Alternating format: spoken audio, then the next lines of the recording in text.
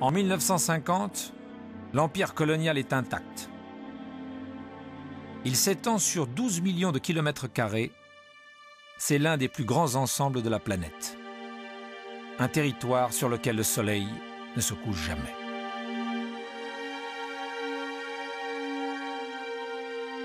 La France occupe une grande partie de l'Afrique, plus du tiers de sa superficie.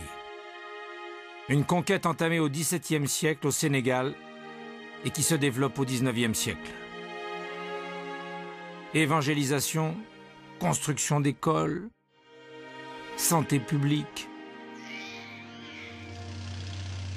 mais aussi exploitation des ressources pour laquelle on a recours au travail forcé.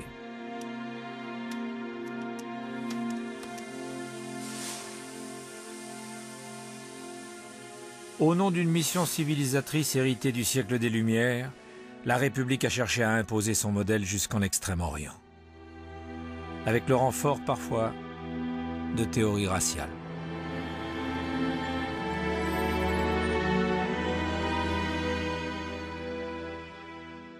Il y a pour les races supérieures un droit, parce qu'il y a un devoir pour elles. Elles ont le droit de civiliser les races inférieures.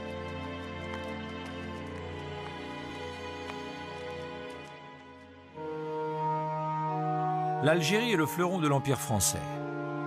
Plus de 2 millions de kilomètres carrés, un territoire 4 fois plus grand que la France. La plupart des habitants sont regroupés dans les 3 départements d'Oran, d'Alger et de Constantine.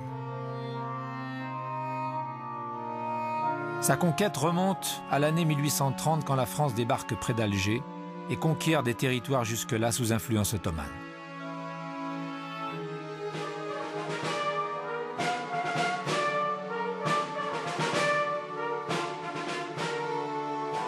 La conquête par les Français est longue et sanglante.